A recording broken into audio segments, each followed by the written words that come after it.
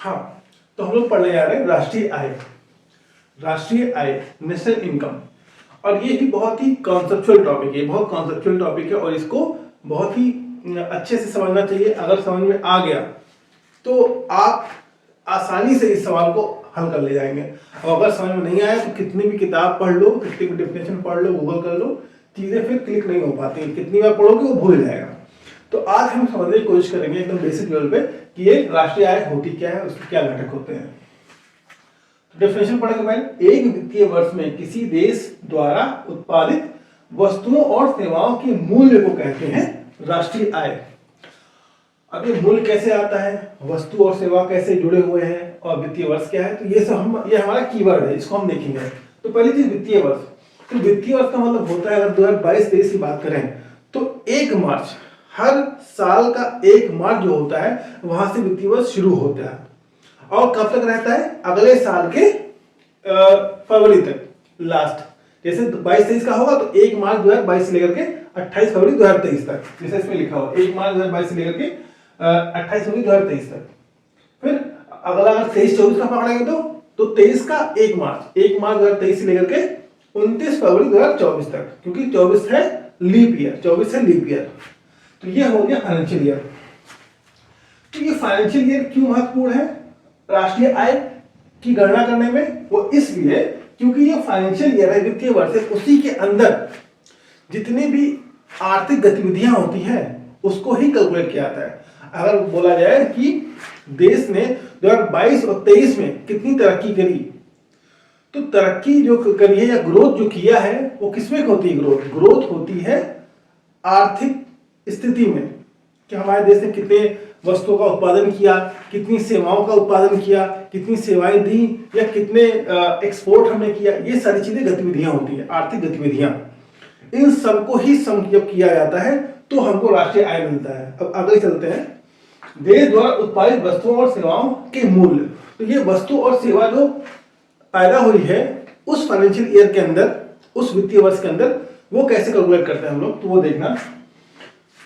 देश के द्वारा उत्पादित वस्तु, तो देश के अंदर क्या है, जब आर्थिक गतिविधि की बात करते हैं, देश के अंदर आर्थिक गतिविधि की जब बात करते हैं तो आर्थिक आधार पर हम आर्थिक क्षेत्र को 3 पार्ट में डिवाइड करते हैं। आर्थिक क्षेत्र को 3 पार्ट में डिवाइड करते हैं। कौन कौन सा पार्ट है? प्राइमरी, सेकेंडरी और टर्शरी। आपने पढ़ा होगा प्राथमिक क्षेत्र, द्वितीयक क्षेत्र और टर्शरी या सेवा क्षेत्र, ये आपने पढ़ा होगा बेसिक। तो जो प्राथमिक क्षेत्र है उसका सबसे प्रमुख क्षेत्र कौन सा है? कृषि। इसलिए प्राथमिक को कभी कभी कृषि क्षेत्र भी बोलते हैं। उसके बाद सेकेंडरी, द्वितीय, तो उसमें कभी कभी इसको मैन्युफैक्चरिंग सेक्टर भी बोलते हैं या उत्पादन क्षेत्र भी बोलते हैं। क्यों? क्योंकि इसके अंदर प्रोडक्शन का काम ज्यादा होता है, मैन्युफैक्चरिंग का काम ज्यादा होता है। ठीक है। उसके बाद टर्शरी, सेवा क्षेत्र, इसमें सारी सेवाओं की बात होती है। ठीक है। अब जैसे कृषि में आप जितना भी एग्रीकल्चर प्रोडक्शन होता है तो बहुत सारी चीजें हमारे देश के अंदर उपभोग हो जाती हैं। जैसे हम गेहूं पैदा किया, शक्कर पैदा किया, दाल पैदा किया, चावल पैदा किया, ये सब काफी चीजें हमारे देश के अंदर उपभोग हो जाती है। और बहुत सारी चीज हम दूसरे देशों में वो कर देते हैं, एक्सपोर्ट कर देते हैं, निर्यात कर देते हैं। ठीक है। तो एक्सपोर्ट जब करेंगे तो क्या हो रहा है? जब एक्सपोर्ट करेंगे तो पैसा हमारे देश में आ रहा है। ठीक है। जब पैसा आ रहा है तो उससे क्या आ रही है? आय आ रही है, इनकम आ रही है। तो इस क्षेत्र में जो इनकम आएगी वो हम कैलकुलेट कर लेंगे। ठीक है। अब जैसे हमने द्वितीय क्षेत्र है, इसमें उत्पादन की बात होती है, मैन्युफैक्चरिंग सेक्टर है ये। मैन्युफैक्चरिंग सेक्टर में क्या, हम चीजों को मैन्युफैक्चर करते हैं, कुछ बनाते हैं। जैसे हल्दीराम का नाम है, हल्दीराम पूरे वर्ल्ड में एक ब्रांड है, नमकीन का उत्पादन करती है, पूरे दुनिया में बेचती है। ठीक है। तो उससे क्या आता है? उससे आय आती है, इनकम आती है। ठीक। ऐसी बहुत सारी कंपनीज हैं जो दूसरे देशों में भी काम करती हैं।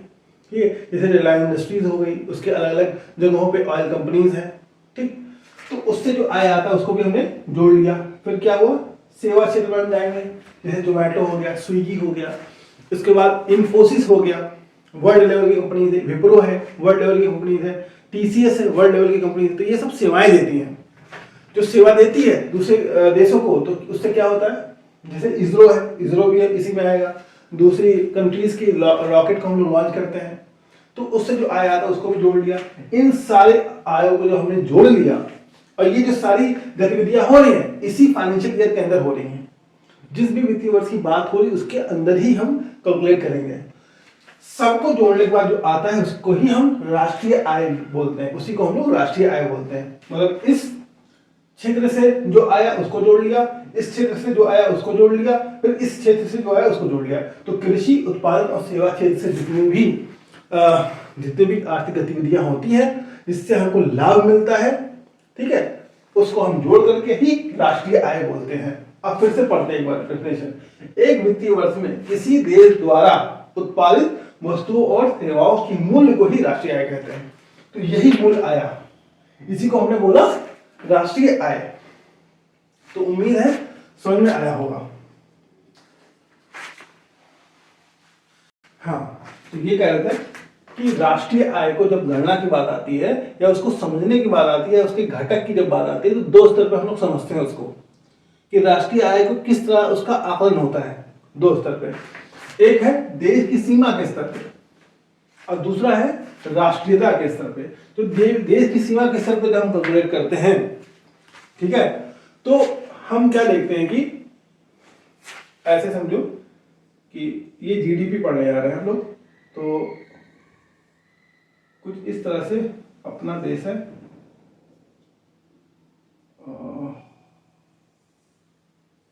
डायग्राम पे मत जाना, खराब बनाए। तो जब हम बात करते हैं सकल घरेलू उत्पाद की, ठीक है, सकल घरेलू उत्पाद की, तो हम ये देखते हैं कि जो उत्पादन हुआ है, उत्पादन किसका? वस्तुओं और सेवाओं का। जो उत्पादन हुआ है वो उत्पादन क्या अपने बॉर्डर के अंदर हुआ है, अपने देश की सीमा के अंदर हुआ है? तो पहली चीज कि अपने देश की सीमा के अंदर होना चाहिए उत्पादन, विद इन अ बाउंड्री होना चाहिए, ठीक है, अपने देश की सीमा के अंदर होना चाहिए। जो भी सेवाओं और वस्तुओं का उत्पादन हुआ। दूसरा है with in a year, with in a financial year, एक वित्तीय वर्ष के अंदर होना चाहिए उसका उत्पादन, ठीक है, और जो भी उत्पादन हुआ है वो एक फिनिश्ड प्रोडक्ट होना चाहिए, फिनिश्ड प्रोडक्ट होना चाहिए जिसको हम यूज कर सकें, रेडी टू यूज होना चाहिए। मतलब हम समझा रहे हैं इसका मतलब कि सकल घरेलू उत्पाद का मतलब होता है कि अपने देश की सीमा के भीतर जितने भी वस्तुओं और सेवाओं का उत्पादन हुआ है वो सेवा अपने देश के भीतर होना चाहिए, पहली बात। दूसरी चीज एक वित्तीय वर्ष के अंदर होना चाहिए। तीसरी चीज कि वो एक फिनिश प्रोडक्ट होना चाहिए। मतलब जैसे हमने मार्कर बनाया, अब ये पूरी दुनिया में रेडी है बिकने के लिए, तो दुनिया में रेडी है बिकने के लिए, उसके बाद अपने देश के अंदर भी बिकेगा, ठीक। तो ये एक प्रोडक्ट हुआ फिनिश प्रोडक्ट। लेकिन अगर रिफिल बनाया तो रिफिल फिनिश प्रोडक्ट नहीं है, वो एक इंटरमीडिएट प्रोडक्ट है। तो ये तीन कंडीशन अगर फुलफिल हो रही है तो इन सब को मिला के बोलते हैं सकल घरेलू उत्पाद, ठीक है। ऐसी बहुत सारी कंपनियां होंगी, सबका जब सम कर देंगे तो बन जाएगा जीडीपी, ठीक है। तो सकल घरेलू उत्पाद का यही मतलब है। तो इसलिए ये जो घरेलू शब्द लिखा है ना, इससे आप समझ में जाना कि इसका मतलब क्या है। मतलब जीडीपी में क्या हो रहा है, जितने भी सेवाओं का उत्पादन हो रहा है या वस्तुओं का उत्पादन हो रहा है इसी बॉर्डर के अंदर हो रहा है, इसी देश के अंदर हो रहा है, बाहर नहीं हो रहा है, ठीक। वहीं पे अगर जब हम जीएनपी की बात करते हैं तो ये देश की सीमा के स्तर पर जब हम राष्ट्रीय आय का आकलन करते हैं तो उसको हम लोग बोलते हैं जीडीपी, उसको हम लोग बोलते हैं जीडीपी। अब दूसरा है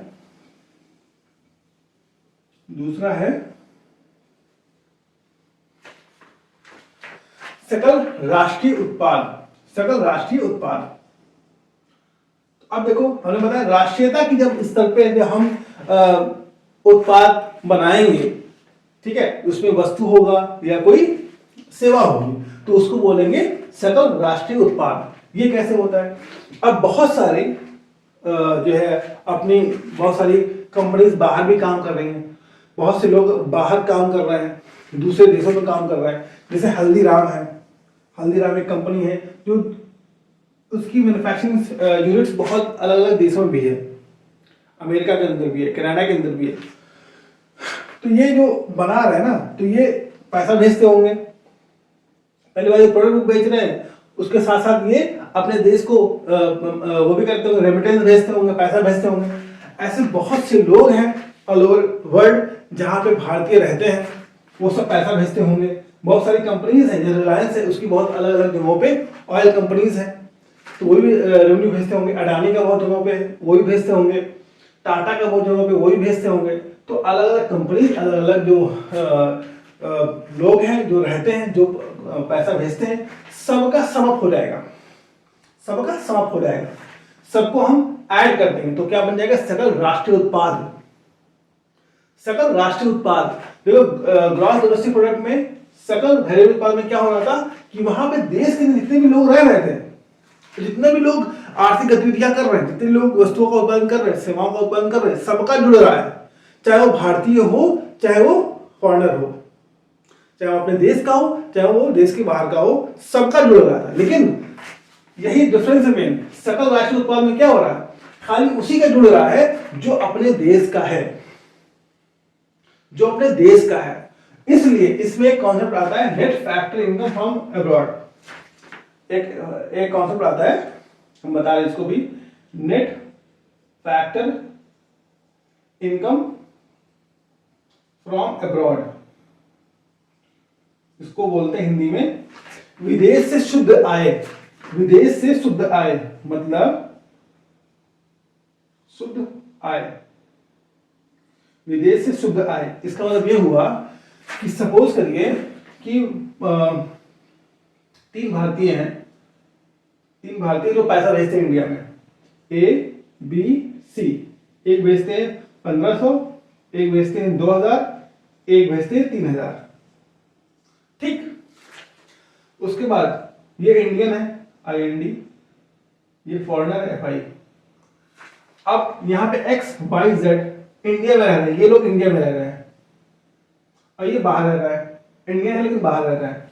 अब देखो इन्होंने भेजा कितना, 100 भेजा, या इन्होंने भेजा 500, इन्होंने भेजा 1000, तो टोटल कितना भेजा, इंडिया से कितना भेजा, ये लोग सब इंडिया में रह रहे हैं, भेजा 1600 रुपए। इन्होंने कितना, इंडिया में कितना भेजा इन्होंने, ये बाहर रह रहे हैं इंडिया में कितना भेजा, तो ये भेजा कितना 6500। ये एज अ रेमिटेंस आया, इंडियंस जो बाहर रह रहे थे उनका रेमिटेंस आया, और ये लोग इन्होंने, ये इंडिया में रह रहे थे, इन्होंने वापस अपने देशों में भेजा होगा। तो इसको जब घटाएंगे ना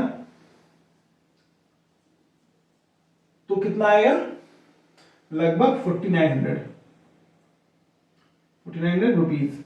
ये जो आया है इसी को बोलते हैं net factor income from abroad, मतलब विदेश से शुद्ध आय। इसको यूपीएससी ने बहुत चालाकी से पूछा था एक बार एग्जाम में, कि अगर इंडिया में मैच चल रहा है, वर्ल्ड कप चल रहा था अभी, और कोई भी फॉरेनर है वो आया इंडिया में और उसने मैच देखा, तो वो क्या है, हमारी इनकम है कि क्या है, तो वो हमारा एक्सपोर्ट कहलाएगा, एक तरह से एक्सपोर्ट कहलाएगा, इंपोर्ट नहीं कहलाएगा। एक्सपोर्ट का मतलब क्या, कि मतलब हम क्रिकेट को दूसरे देशों तक पहुंचा रहे हैं और लोग यहाँ पे आके देख रहे हैं, तो वो अपना पैसा यहाँ के खर्चा कर रहे हैं ना यहाँ करके, तो वो हमारे लिए एक्सपोर्ट कहलाएगा। अब कोई टूरिस्ट आता है इंडिया में, वो एक्सपोर्ट कहलाएगा, मतलब वो यहाँ पे आके पैसा खर्चा कर रहा है, तो एक्सपोर्ट कहलाएगा। वो हमारे लिए इनकम है, वो हमारे लिए फायदा है, ठीक है। तो ये जो पैसा 4900 एक्सेस आया है, ये हमारा net factor income from abroad है, ठीक। तो आप ऐसे भी समझिए, जीडीपी में अगर net factor income from abroad घटा दिया जाए या जोड़ दिया जाए, दोनों हो सकता है, जोड़ना भी जा सकता है, घटाया जा सकता है। अगर मान लो ऐसा होता कि जो इंडिया वाले बाहर रह रहे हैं वो 6500 भेजते, और यहाँ जो लोग रह रहे हैं वो 11600 भेज देते, तो ये माइनस में आता ना। तो कहते कि अगर मान लो ये 6500 रुपए ये इंडिया वाले जो बाहर रह रहे हैं वो लोग भेजते, और जो भारत के अंदर दूसरे देश के लोग रह रहे हैं वो लोग का पैसा ये होगा, तो ये ज्यादा हो गया, 11600 ये कम हो गया, तो उस केस में क्या होगा कि माइनस में आएगा, माइनस में कितना आएगा, -5100 आएगा। अब यहाँ पे हमको यहाँ घटाना पड़ता, ठीक है। तो हम क्या कर रहे हैं, जीडीपी में अगर मान लीजिए हम मान लेते हैं जीडीपी हमारी आई 10,000, ठीक है, इसमें से मैंने माइनस कर दिया 5100 रुपए, ठीक। तो कितना आएगा ये 4900। ये 4900 क्या है, ये 4900 है ग्रॉस नेशनल प्रोडक्ट, ये है ग्रॉस नेशनल प्रोडक्ट। तो ये फॉर्मूला है GNP, GNP equal to GDP minus plus NFIA. उम्मीद है समझ में आया होगा। मतलब जीडीपी में हमने क्या कर दिया, हमने वो कर दिया ना, जो लोग पैसा यहाँ से भेज रहे थे और जो लोग वहां से ला रहे थे, फॉरेनर्स यहाँ से भेज रहे थे, इंडियन वहां से ला रहे थे, तो हमने क्या कर दिया, दोनों को घटा दिया। तो घटा देंगे तो क्या होगा, हमारा जो अमाउंट होगा जीडीपी में, वही अमाउंट जब घटा देंगे, जोड़ देंगे, जो भी प्लस आए या माइनस आए, तो हमें क्या मिल जाएगा, जीएनपी मिल जाएगा। तो दिस 4900 इज जीएनपी, यही 4900 क्या है, जीएनपी, ग्रॉस नेशनल प्रोडक्ट है, ठीक है। उम्मीद है समझ में आया होगा। इसके बाद अगर सपोज करिए कि जीएनपी, पहली बात जीडीपी में जो भी, जीडीपी में क्या होता है, मैंने बताया कि एक साल के अंदर जो भी फिनिश प्रोडक्ट बनता है अपने देश की सीमा के अंदर, ठीक है, उसको हम जीडीपी बोलते हैं। तो जीडीपी मतलब ग्रॉस डोमेस्टिक प्रोडक्ट, ये ग्रॉस है ना, सकल है, ठीक। क्यों ग्रॉस है, ठीक है, तो इसलिए है क्योंकि जो प्रोडक्ट बना, जैसे सपोज करो कि एक बाइक बनाई गई, फिर वो बाइक क्या होगी, मार्केट में आ जाएगी। जब मार्केट में आएगी तो उसका वियर एंड टियर होगा, मतलब उसका डिप्रिसिएशन होगा, उसका ह्रास होगा। 1 लाख की अगर बाइक होगी तो 6 महीने बाद वो 90,000 की हो जाएगी, फिर 7 महीने के बाद वो और कम होगी। तो एक फाइनेंशियल ईयर में उसकी वैल्यू तो घट रही है, जो वैल्यू घट रही है उसको हम लोग बोलते हैं ह्रास।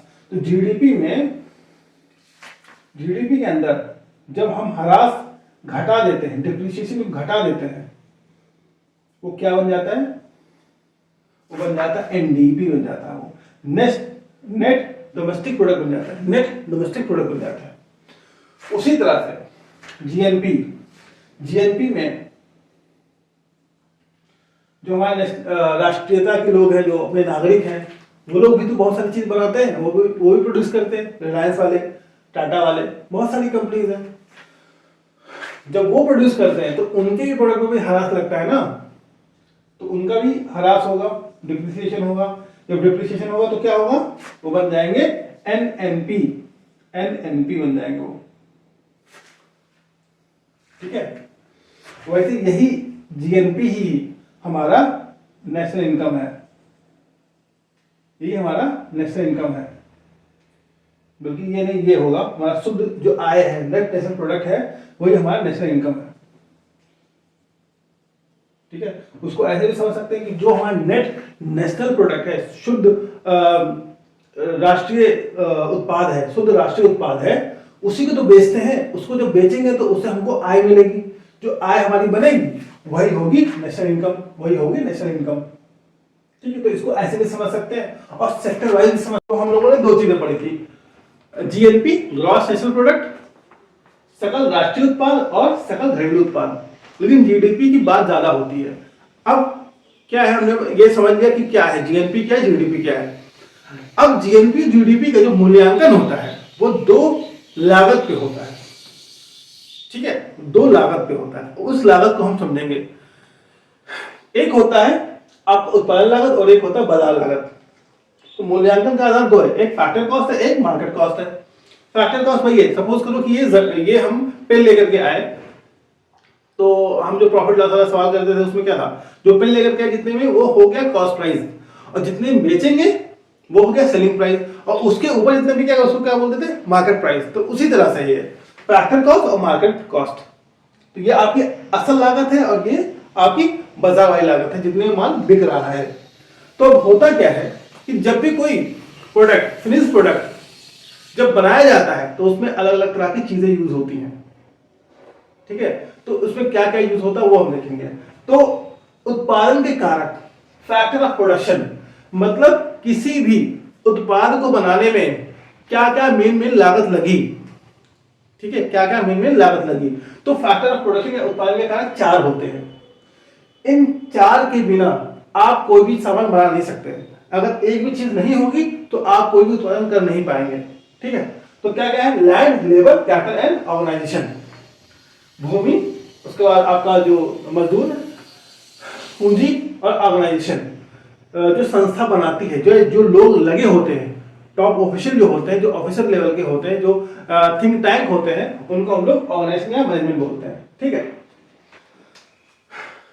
तो ये क्या है, ये जैसे ये एज्यूम किया जाता है इकोनॉमी में कि ये सब हमने लिया है किराए पे, लैंड को किराए पे लिया है, लेबर को हमने वेजेस पे लिया, इस तरह से हम सोचते हैं। और जो कैपिटल लगा रहा है, जो पूंजी लगा रहा है, वो ये मत समझिएगा कि जो ओनर है वही कैपिटल लगा रहा है। कैपिटल हो सकता है वो लगाए या तो कोई भी लगाए, लोन लेके लगाए। तो हमेशा पूंजी को स्वामी से अलग किया जाता है, ओनर और कैपिटल हमेशा अलग होता है। कॉमर्स में ये रूल है, ओनर अलग होता है, कैपिटल अलग होता है। तो जो पूंजी लगाया इसमें वो अलग है। लैंड पे अगर उसने जमीन ली तो क्या उसको पे करना पड़ेगा, रेंट पे करना पड़ेगा, तो रेंट, ठीक। ये एज्यूम क्या हुआ है कि जिस पे वो यूनिट लगी है, मैन्युफैक्चरिंग यूनिट जो लगी है वो उसका नहीं है। फिर लेबर जाहिर सी बात उसका नहीं होगा, तो उसको क्या पे करना पड़ेगा, वेजेस पे करना पड़ेगा। तो ये third and fourth class employees का है। उसके बाद तीसरा कैपिटल, पूंजी में उसको क्या मिलेगा, इंटरेस्ट मिलेगा, ऐसा एज्यूम किया जाता है, इंटरेस्ट मिलेगा। और ऑर्गेनाइजेशन और मैनेजमेंट में जो लोग उनको क्या मिलेगा, उनको सैलरी मिलेगी, उनको मिलेगी सैलरी, ठीक है। अब इन सबको हमने ऐड कर दिया, RWI प्लस S, ये जो ऐड कर दिया यही बन गया हमारा फैक्टर कॉस्ट, ये हमारा बन गया फैक्टर कॉस्ट, यही फैक्टर कॉस्ट आया है। ये सब किसके अंदर हो रहा है, ये सब सारा हो रहा है फैक्ट्री के अंदर। ऐसे समझो ये फैक्ट्री है, एक जमीन पे बनी होगी, तो लैंड, उस पे लोग काम कर रहे होंगे, लेबर, ठीक है, उस पे जो है पैसा लगा होगा, कैपिटल, उसके बाद उसमें बहुत से लोग काम कर रहे होंगे, ऑर्गेनाइजेशन, ठीक है, ऑर्गेनाइजेशन, ठीक। अब यहां पे मान लो ये है आपका फैक्ट्री का गेट, एग्जाम्पल के तौर पे। तो ये फैक्टर कॉस्ट जो वर्ड आया है ना, ये फैक्ट्री से ही आया है, ये फैक्ट्री से ही आया है। तो इसके अंदर जो प्रोडक्ट निकलता है वो फिनिश प्रोडक्ट ही निकलता है, ठीक है, फिनिश प्रोडक्ट ही निकलता है। इसलिए हमने बताया था जीडीपी में क्या क्या रूल था, समझने के लिए कि एक सीमा के अंदर होगा, एक देश की सीमा के अंदर होगा, आर्थिक गतिविधि हो रही सीमा के अंदर हो रहा है। दूसरा क्या था, एक साल के भीतर होगा, एक वित्तीय वर्ष के भीतर होगा। और तीसरा सबसे इंपॉर्टेंट था, फिनिश प्रोडक्ट होगा। तो हमेशा फिनिश प्रोडक्ट को ही जीडीपी में इंक्लूड किया जाता है, ठीक है। तो यहां से जब निकलेगा प्रोडक्ट तो उसको हम लोग बोलेंगे जीडीपी एट फैक्टर कॉस्ट, यही है GDP at factor cost, GDP at factor cost, ठीक है। अब जब यहां से निकला प्रोडक्ट, अब आते हैं बात करते हैं मार्केट कॉस्ट की या बाजार लागत की। अब मार्केट में जब आ जाएगा तो सरकार क्या लगाएगी, इसके ऊपर टैक्स लगाएगी, ठीक है, सरकार क्या लगाएगी, इसके ऊपर टैक्स लगाएगी। जीडीपी एट फैक्टर कॉस्ट हमको मिल गया था, इससे सरकार ने क्या लगाया, टैक्स लगाया। जाहिर सी बात है सरकार को टैक्स चाहिए, टैक्स लगाएगी। लेकिन कुछ गरीबों के लिए सब्सिडी भी देगी, सब्सिडी देगी कि नहीं देगी, 100% देगी। तो सब्सिडी घटा दिया जाएगा, सब्सिडी घटा दिया जाएगा, ठीक है। हाँ, तो हम ये कह रहे थे कि सपोज करो कि 100 रुपए का सिलेंडर था, एलपीजी सिलेंडर 100 रुपए का था, 30 रुपए सरकार ने टैक्स लगा दिया उसके ऊपर, ठीक है, और 20 रुपए सब्सिडी देती गरीबों को, ठीक। तो क्या होगा कि घटाओगे तो कितना बनेगा, 110। ये जो 110 आया यही है आपका जीडीपी एट मार्केट प्राइस। ये हमने बहुत बेसिक लेवल पर समझाया है। जीडीपी देश के स्तर पे होता है, किसी क्वांटिटी के स्तर पे नहीं होता है, या किसी प्रोडक्ट के स्तर पे नहीं होता है। हमने एकदम बेसिक लेवल पर समझाया, यही है आपका GDP at market price. GDP at market price या मार्केट कॉस्ट जिसको हम बोलते हैं। आप बोल सकते हैं कॉस्ट बोल सकते हैं, प्राइस बोल सकते हैं, कोई दिक्कत नहीं है। तो ये फॉर्मूला जो हमने लिखा है ये है जीडीपी एट मार्केट प्राइस का। एकदम दिमाग से बैठा लो, ये ऐसे ही होता है, ये यही एक रूल है, इसी को ऐसे ही समझना है। कितना भी रटोगे नहीं समझ में आएगा, क्योंकि बहुत संघर्ष है इसको समझना, अपने आप में संघर्ष है, थोड़ा टेक्निकल है ना इस वजह से। तो अब ये हो गया। और दूसरी चीज हम ये समझ रहे थे कि कल हमने समझा था GNP equal to GDP minus plus NFIA, मतलब net factor income from abroad, ये हमने समझा था। ठीक है, हमने बताया था विदेश से शुद्ध आय क्या है, विदेश से शुद्ध आय। अब जीएनपी से हमको जाना है कहां पे, एनएनपी पे जाना है ना, एनएनपी पे जाना है। तो NNP equal to GNP minus depreciation, depreciation या इसको हरास बोलते हैं, हरास बोलते हैं। तो हरास हमने बताया था कैपिटल गुड्स जो होती हैं उस पे हरास होता है, जैसे आपका गाड़ी हो गया, मोटर हो गया, या कोई भी ऐसी चीज फर्नीचर हो गया, तो उसकी वैल्यू घटती है तो क्या होता है, उससे जीएनपी घटता है, और इसको घटाने के बाद ही नेट नेशनल प्रोडक्ट निकलता है, नेट नेशनल प्रोडक्ट निकलता है, प्रोडक्ट निकलता है। अब हम क्या करते हैं कि एनएनपी को, जो नेट नेशनल प्रोडक्ट है, एनएनपी को जब हम फैक्टर कॉस्ट पे वैल्यूएशन करते हैं, फैक्टर कॉस्ट पे वैल्यूएशन करते हैं, तो वो बन जाता है हमारा, क्या बन जाता है हमारा, नेशनल इनकम। अब ये जो नेशनल इनकम की डेफिनेशन आई है, ये टेक्निकल डेफिनेशन है, एग्जाम में यही पूछता है। देखिए नेशनल इनकम है, वजह क्या है, नेट नेशनल प्रोडक्ट, जो हमारे राष्ट्र के लोग, हमारे नागरिक जो चीजों का उत्पादन कर रहे हैं ना, वही राष्ट्रीय आय है। राष्ट्र के लोग जो चीजें पैदा कर रहे हैं वही राष्ट्रीय आय है, समझ में आया। तो अब जो है, अगर हम प्राइमरी, सेकेंडरी और टर्शरी सेक्टर में फिर से बांटने की कोशिश करें, तो ये प्राइमरी सेक्टर में जैसे एग्रीकल्चर में किसान लोग यहाँ पे खेती कर रहे हैं, पैदा कर रहे हैं, जो हमारे ही देश के लोग हैं, फिर बेच रहे हैं अलग अलग राज्यों में, अलग अलग देशों में, तो उससे इनकम आ रहा है। ठीक, उसके बाद सेकेंडरी सेक्टर में मैन्युफैक्चरिंग यूनिट बनी हुई है, जैसे रिलायंस है, टाटा है, अडानी है, वो सब अपने देश की है, बहुत सारी कंपनी अपने देश की है। तो जो हमारे राष्ट्र के लोग हैं, जो चीजें पैदा कर रहे हैं, दूसरे देशों में बेच रहे हैं, ठीक है, बेचेंगे और तो खर्चा भी यही होगा। ठीक, तो उससे जो इनकम आएगा वो हम ऐड करेंगे, ठीक है, वो भी ऐड करेंगे। फिर टर्शरी सेक्टर में वही होना, सेवा क्षेत्र, इन्फोसिस, विप्रो वगैरह वगैरह कंपनियां, वो पूरी दुनिया में छाई हुई हैं, उनका इनकम सब जोड़ दिया तो वही बन गया हमारा राष्ट्रीय आय। ये हमने ऐसे बताया था उस टाइम, ठीक है। लेकिन टेक्निकल और एक्चुअल ये है, NP at factor cost equal to national income. तो ये सारा जो वैल्यूएशन होता है, ये मार्केट प्राइस वैल्यूएशन नहीं होता है नेशनल इनकम का, हमेशा फैक्टर कॉस्ट वैल्यूएशन होता है, क्योंकि बहुत टेक्निकल हो जाएगा ना फिर, इस वजह से। तो जीडीपी या एलपी का जो वैल्यूएशन होता है वो मोस्टली होता है फैक्टर कॉस्ट पे, ठीक है। तो जीडीपी एट फैक्टर कॉस्ट वो पूरे देश की जीडीपी बताता है, उसमें फॉरेनर भी है, इंडियन भी है, लेकिन एनपी ही हमारा राष्ट्रीय, असल राष्ट्रीय आय है, लेकिन किस लागत पे, फैक्टर कॉस्ट पे। हम पकड़ कर ले आया था पर कैपिटा इनकम, क्योंकि ये टॉपिक छूट गया था, ठीक है, बाकी तो हो गया, ये हो गया, ये हो गया, ये बचा है। तो पर कैपिटा इनकम का मतलब होता है टोटल इनकम, राष्ट्र की जितनी भी आय है वो, तो राष्ट्र की आय मतलब राष्ट्रीय आय, नेशनल इनकम, नेशनल इनकम, या इसको हम ऐसे भी लिख सकते हैं, तो आपको समझ में आ रहा होगा कि एनपी एट मार्केट प्राइस, नहीं फैक्टर कॉस्ट, ठीक है, फैक्टर कॉस्ट, ठीक है। अभी समझे थे हम लोगों ने, इसको हम डिवाइड करेंगे किससे, पॉपुलेशन से, जितनी भी भारत की जनसंख्या है उस तरह डिवाइड कर देंगे तो हमारी राष्ट्रीय प्रति व्यक्ति आय आ जाएगी, हमारी क्या आ जाएगी, प्रति व्यक्ति आय आ जाएगी, ठीक है। नेशनल इनकम या एनपी एट फैक्टर कॉस्ट, हमने बताया दोनों एक ही चीज है, अभी बताया दोनों एक ही चीज है। उसको भाग करेंगे किससे, जनसंख्या से, पॉपुलेशन से, तो क्या आ जाएगा, प्रति व्यक्ति आय या पर कैपिटा इनकम आ जाएगा।